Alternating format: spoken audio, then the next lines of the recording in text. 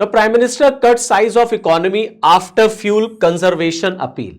भारत के प्रधानमंत्री ने आम जनता से जो अपील की थी पेट्रोल और डीजल को बचाने के लिए, उसका रैशनल इस्तेमाल करने के लिए, अब यहां पे प्राइम मिनिस्टर साहब ने खुद अपने कॉन्वॉय में, उनके काफिले में जहां 30 से 40 गाड़ियां हुआ करती थी, अब उसको उन्होंने कट करके 3 से 4 पर ला दिया है।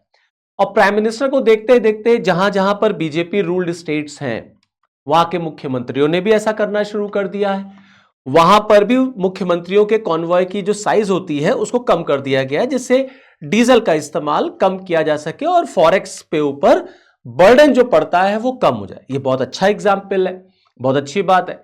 लेकिन समस्या ये है कि 28 फरवरी से ये जंग शुरू हुई थी और भारत सरकार ने हमेशा इस बात को कहा कि देश के अंदर पेट्रोल और डीजल की कोई कमी नहीं है, और आज भी सरकार ये कह रही है कि पेट्रोल और डीजल की कोई कमी नहीं है। बट जिस तरीके से प्रधानमंत्री ने जनता से अपील की है, वो ये दिखाता है कि हमारा देश बहुत बड़े संकट से गुजर रहा है और सरकार जनता को सारी बातें बता नहीं रही है।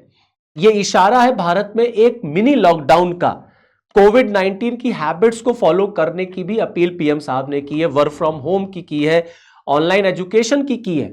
तो समस्या यह है कि भारत सरकार को यह प्रॉब्लम जानने में, इसका डायग्नोसिस करने में 3 महीने लग गए लगभग। और अब जाकर के सरकार कह रही है जनता से कि आप पेट्रोल और डीजल को बचाइए।